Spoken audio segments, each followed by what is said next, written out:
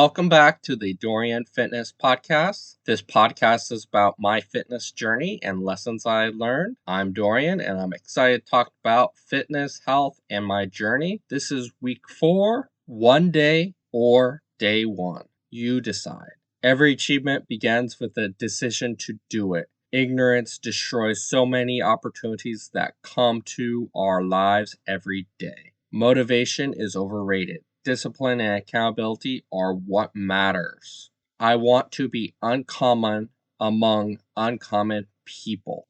To weigh 220 pounds by February 15th. I'll talk about that later. Year end weighing 180 pounds. I'll talk about that a little bit later. To have an online business making over $10,000 this year. My two niches are finance and fitness. This is the fitness one. I'm doing more of a vlog type style because I'm getting into more of my life than anything else.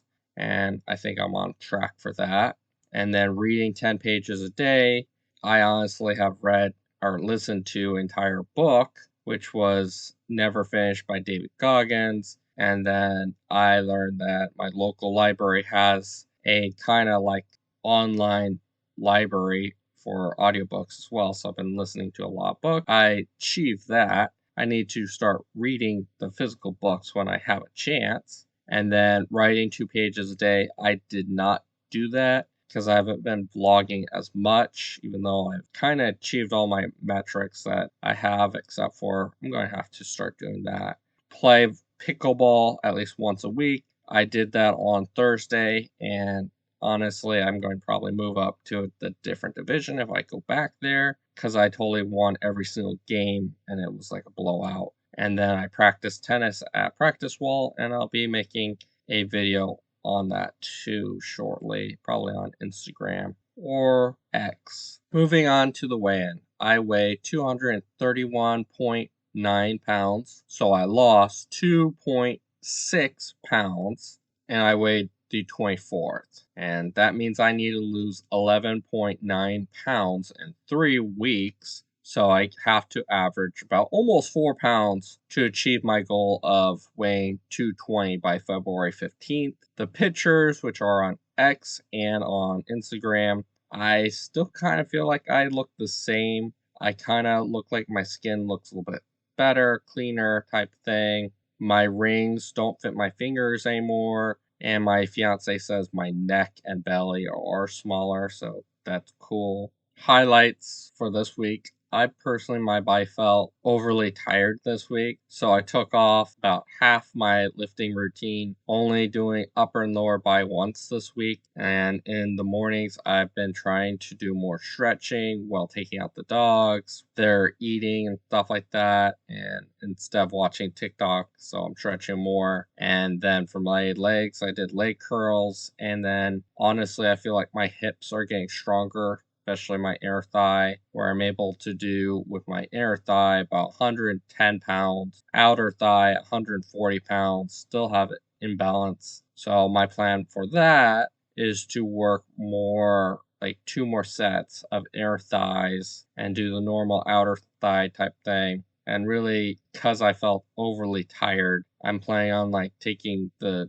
2 weeks to recuperate, do different routine, little bit more of flexibility and stretching, and then do more body weight stuff. And my plan for the next week and a half, because I'm a little tired, is to not go ham as heavy with the weights and kind of focus on more of range of motion and flexibility and some stuff to recover some of my energy because I'm a little zapped a bit. And I did what I planned on doing, which was mostly drinking water or low-calorie drinks, and I mostly ate at home. That's why I lost so much weight. Yeah, I personally been using what I tested, which was to do my rehab routine at the beginning of my workouts when I'm working, and then doing rehab workouts at the end when I'm not working. And that's been doing quite well. and I'm feeling a little bit better now. This topic I decided on doing because I experienced that, and I do experience a hard time with overeating and stuff like that, to the point that I almost think I have an eating disorder, because I literally have had a pizza where I literally almost ate the entire pizza in one sitting, and I even knew that was way too much food, but I still just kept on eating it because I wasn't feeling full. And what is binge eating? Binge eating is a type of eating disorder characterized by episodes of consuming large amounts of food in relatively a short period of time, like I eating almost an entire pizza, to the point of discomfort. During these episodes, individuals often feel a lack of control. I totally did. Totally felt like I didn't have control, but I still do have control over their eating behavior. If you or someone you know is struggling with binge eating, there's several ways to seek help or manage the disorder.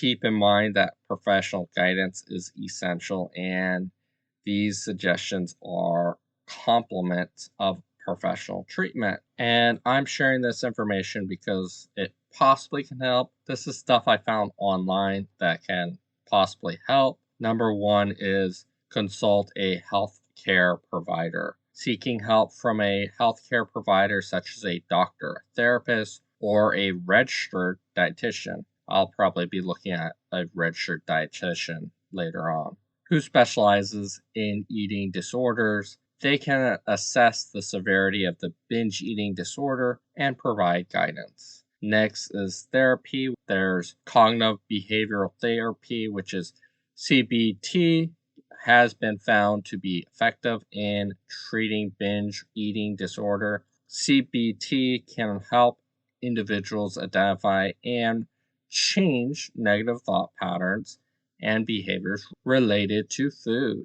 Nutritional counseling. Consult with a registered dietitian to develop a balanced and suitable eating plan. They can provide guidance on normalizing eating pattern and promote a healthy relationship with food. Next is a support group. Joining a support group for individuals with binge eating disorders can offer a sense of community and understanding. Sharing experience with others who have gone through similar struggles can be beneficial. And also Weight Watchers and a few other things, a support team. And you can also, instead of looking for that, you can always ask a friend or family member to be part of your support team.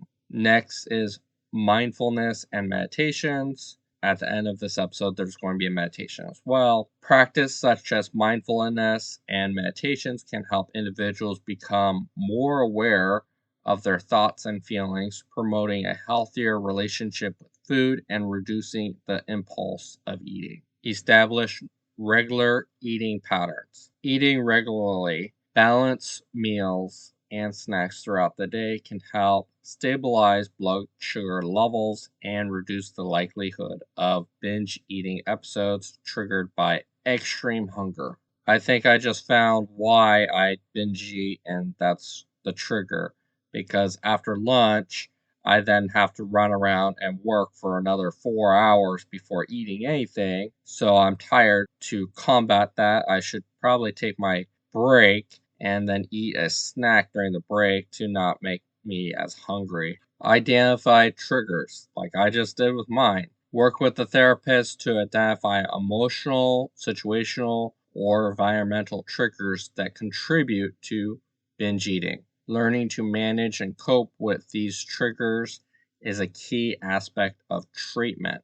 Physical activities. Engage in regular physical activities that you enjoy. Exercise can help have a positive side effect on mood and overall well-being, and can help redirect attention away from food as a coping mechanism.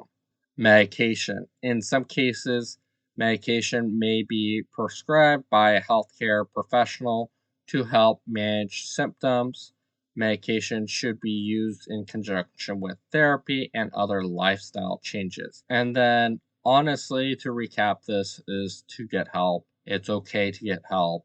And it's actually a very important step to get help when you have something like this and you can identify it. It can be an emotional coping mechanism of when you're sad, you overeat, i.e., I have that. Or when you're starving, you need to plan out your meals every 4 hours, which will help keep your mood better, everything like that. And then the other thing is to make sure you don't have the bad food in your house, because if it's far away, it makes it harder for you to have it, and that makes it easier for you to take control in the moment and say, hey, I don't have it. Let's have something else more healthier.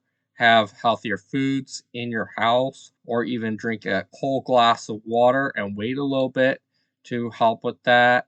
Or in my case, I've been having a fiber drink that after drinking that, it kind of completely eliminates my appetite. So that can help with that too. It's just you have to trial and error to figure out yourself, but you have to reflect on yourself. What happened? Why did you do this? It's not about shame, it's about research data to find out what triggers you, just like those steps have. Definitely consult with a healthcare provider and really talk to people about it to really help you identify your needs, and it's okay. Now moving on to the bodybuilder diet, which bodybuilders are historically have body dysmorphia, which is they look in the mirror and they could be really jacked, super strong looking, and they see someone who's super weak. That's really what they have.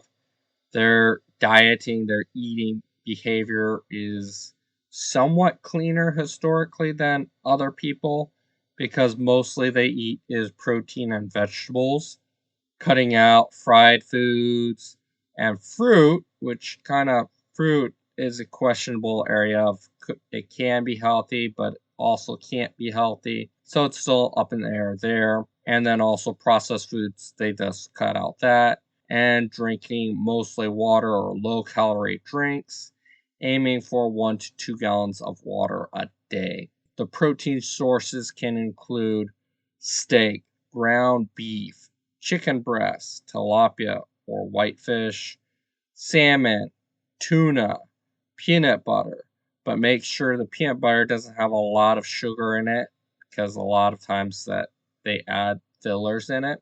So look at the ingredients list that should only say peanuts on it. Those are your protein sources. Now moving on to your vegetables, which this is just a overview of the sources. You can always add other sources to this list. For example, avocados is good, broccoli, cucumbers, lettuce, onions, garlic, ooh, that's always good, and other vegetables with a low calorie index.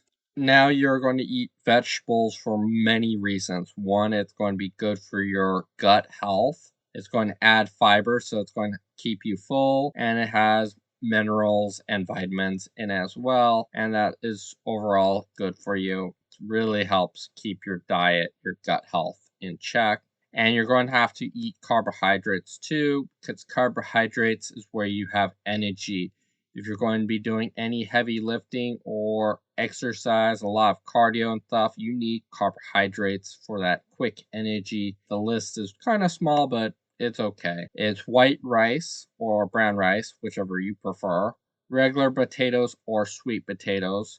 I prefer regular potatoes. Potatoes are really good as long as you don't fry them or put too much sour cream or stuff on top of them, and that's going to be good for you. And then you have to look at the package of low carb tortillas to see how many carbs they have and how many calories they have.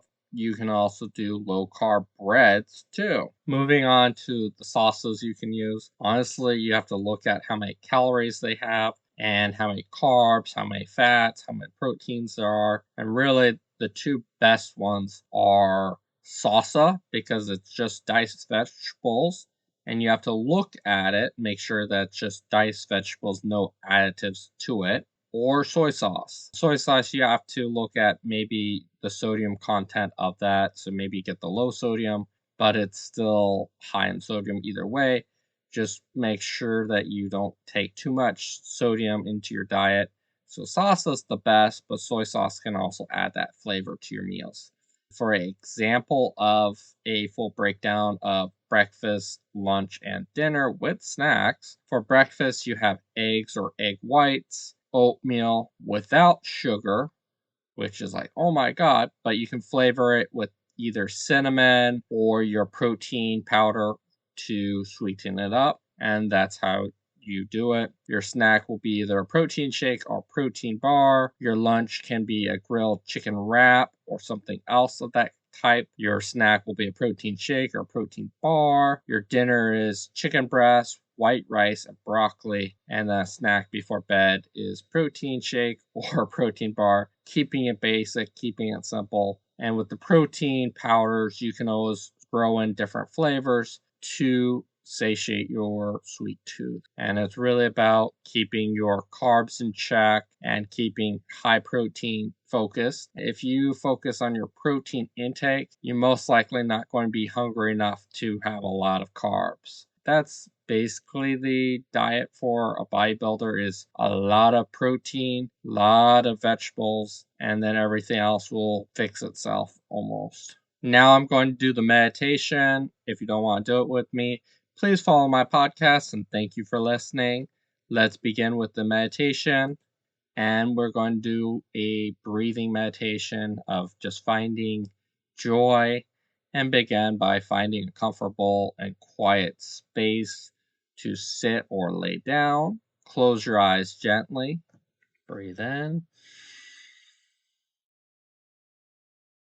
And breathe out. And I like to breathe in through the nose, allowing the chest and abdomen to expand. Breathe in, breathing in, and breathe out slowly through the mouth, releasing any tension you're holding. And we're just going to continue to breathe. Breathe in, breathe out. Breathe in, breathe out.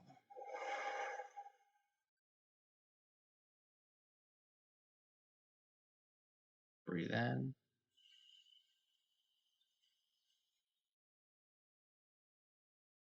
breathe out. Breathe in,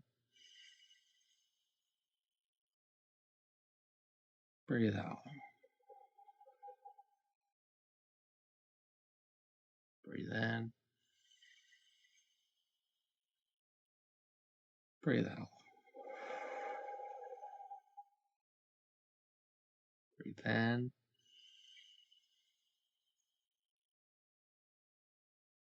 Breathe in, breathe out. Breathe in, breathe out. Breathe in,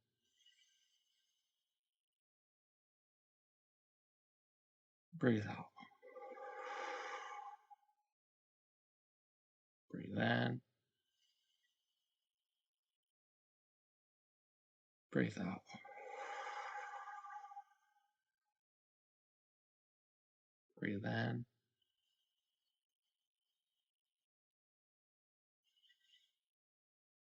breathe out. Breathe in,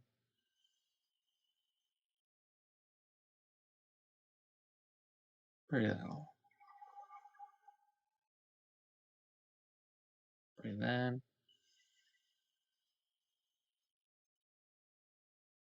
breathe out.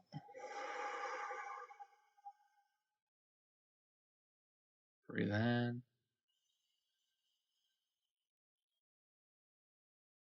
breathe out. Breathe in, breathe out. Breathe in,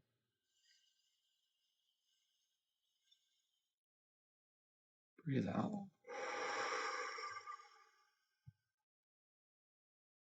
Breathe in. Breathe out. Breathe in. Breathe in. Breathe out. Breathe in. Breathe out.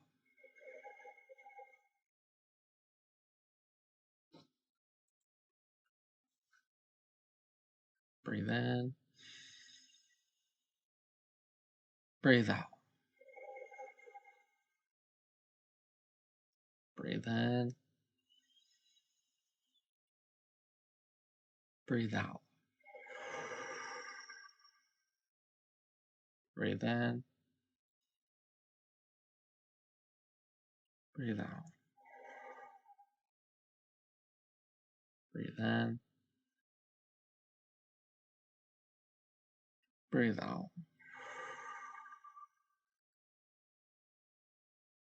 Breathe in. Breathe out. Breathe in. Breathe out. Breathe in. Breathe out.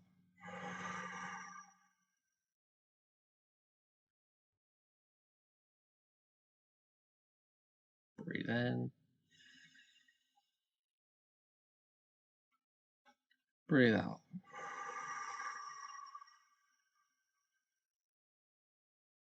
Breathe in. Breathe out.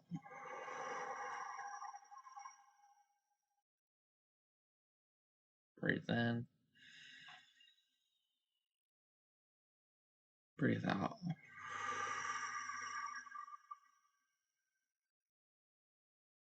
Breathe in. Breathe out.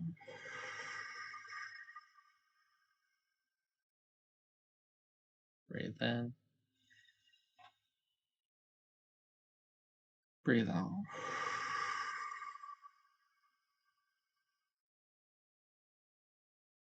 Breathe in.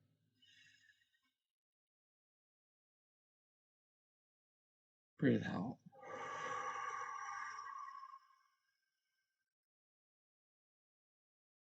Breathe in.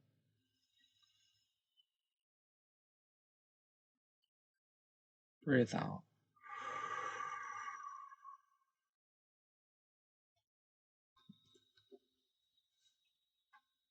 Now open your eyes. Gain your awareness back to the present moment. Keep breathing. Breathe in. Breathe out. And now that you're back in the present moment, please follow my podcast. Thank you for listening to the Dorian Fitness podcast and have a wonderful day.